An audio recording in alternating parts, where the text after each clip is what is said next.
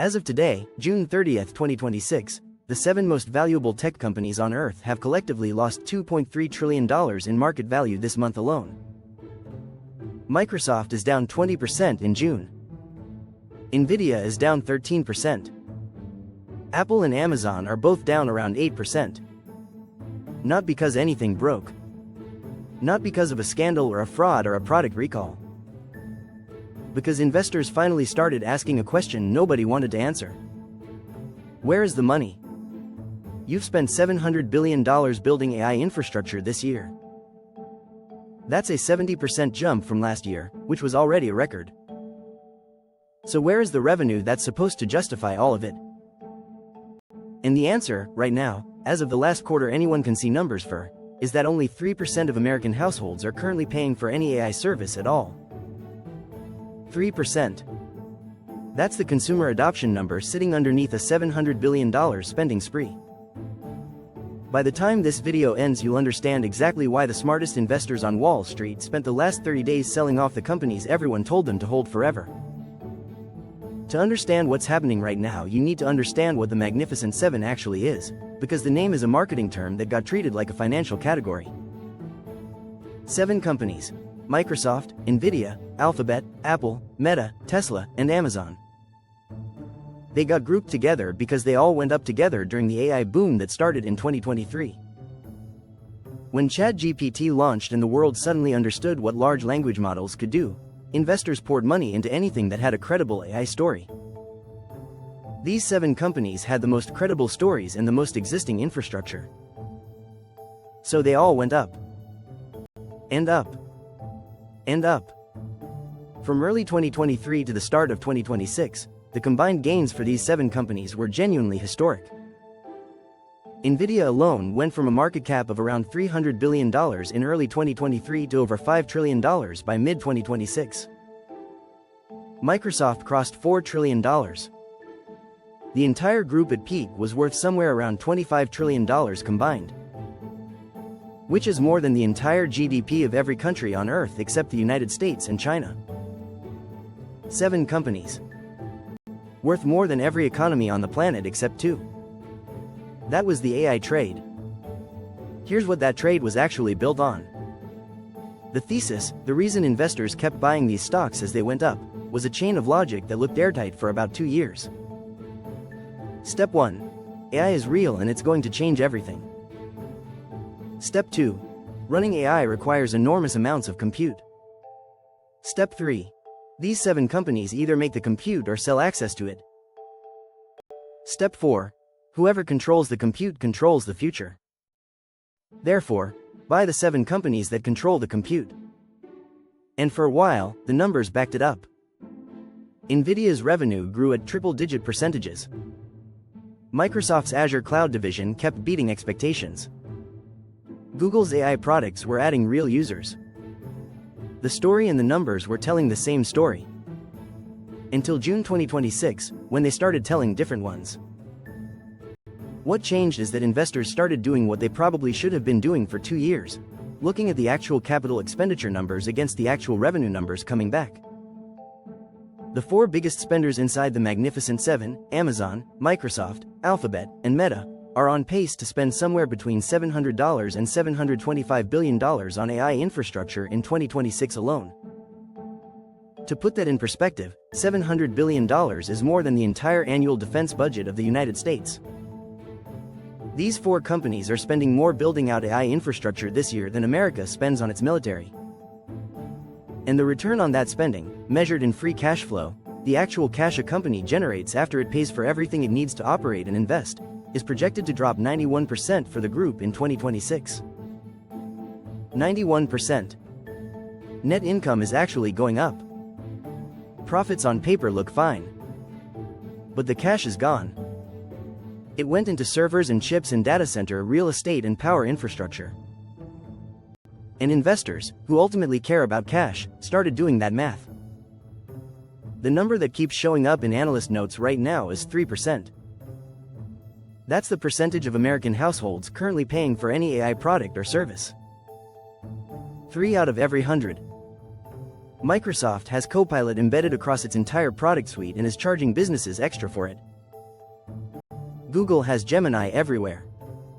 Meta has AI features in every app it owns.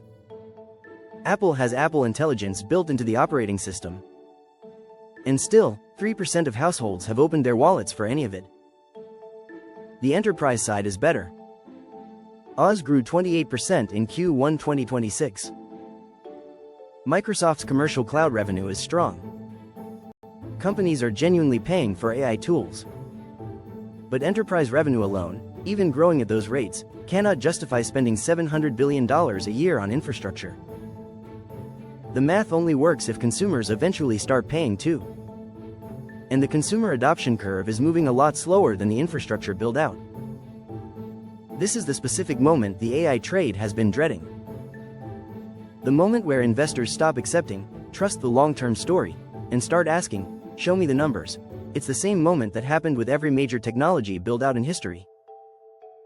The railroads in the 19th century. The telegraph. The dot-com boom in 1999. Every single one of those cycles followed the same arc.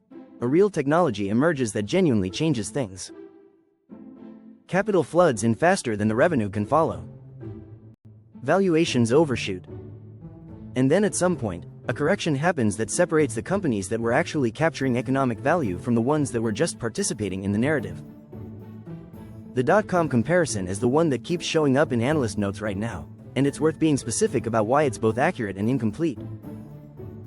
The accurate part: in 2000, the Nasdaq lost 78% of its value over 2 years as investors realized that internet companies had massively overinvested in infrastructure relative to actual consumer revenue. Pets.com and Webvan and hundreds of other companies had real technology and real users but business models that couldn't survive the gap between infrastructure cost and consumer willingness to pay. The difference now is that Microsoft, Google, Amazon, and Meta are actually profitable. They're not burning investor money to stay alive. They're spending their own cash flows on this build-out. Which means this isn't a bubble in the traditional sense where companies collapse. It's more of a valuation correction where investors reprice what the AI upside is actually worth given how long it's going to take to show up in the numbers. Dan Ives at Wedbush Securities, who has been one of the most consistently bullish voices on tech for years, called this a gut check moment. He said the market is waiting for second quarter earnings in July to see whether the AI build-out is actually converting into measurable revenue yet. If it is, the sell-off was an overreaction and the stocks bounce back. If it isn't, this month is a preview of something much more painful. The weird part of this story is what happened to semiconductor stocks while the Magnificent Seven was selling off. The Philadelphia Semiconductor Index, which tracks companies like TSMC, Micron, and ASML, went up 6% in June. While the 7 biggest tech stocks in the world were losing $2.3 trillion, the companies making the actual chips those tech stocks are buying were rallying. The Philly Semiconductor Index is up over 90% this year.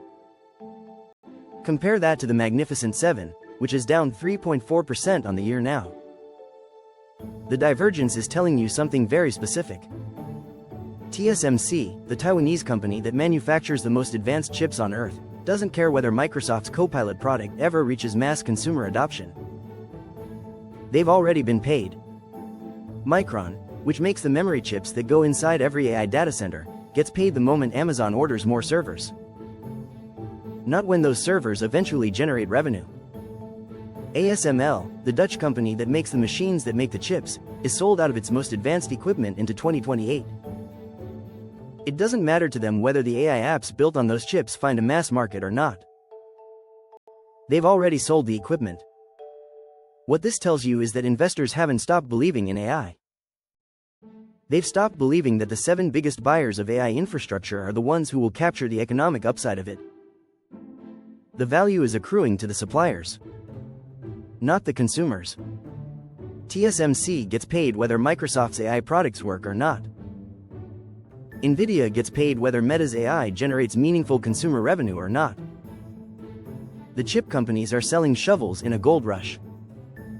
The Magnificent Seven are the ones doing the digging.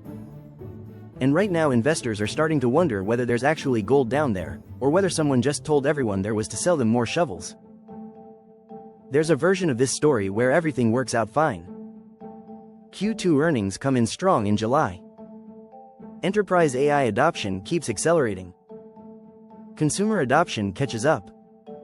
The $700 billion in infrastructure spent turns out to be the foundation of the most profitable technology built out in history. A lot of serious people believe this is the most likely outcome. Fundstrat's technical strategist Mark Newton told CNBC this week that the sell-off looks like a buying opportunity, that the underlying AI trend is intact, and that investors should expect relative strength to reassert itself. He's not wrong that this could be a temporary correction. Tech sell-offs that look terrifying in the moment have often turned into the best buying opportunities in retrospect. But there's another version, where the infrastructure was overbuilt relative to the actual near-term demand. Where consumer adoption stays at 3% or 4% or 5% for longer than anyone modeled. Where the free cash flow hit compounds across multiple quarters.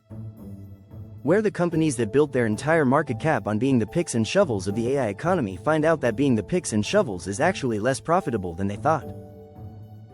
One analyst this week said the Magnificent Seven will become the Magnificent Three within 5 years. His argument is that investors will eventually distinguish between the companies that capture the economic upside of AI and the companies that simply absorb the infrastructure cost.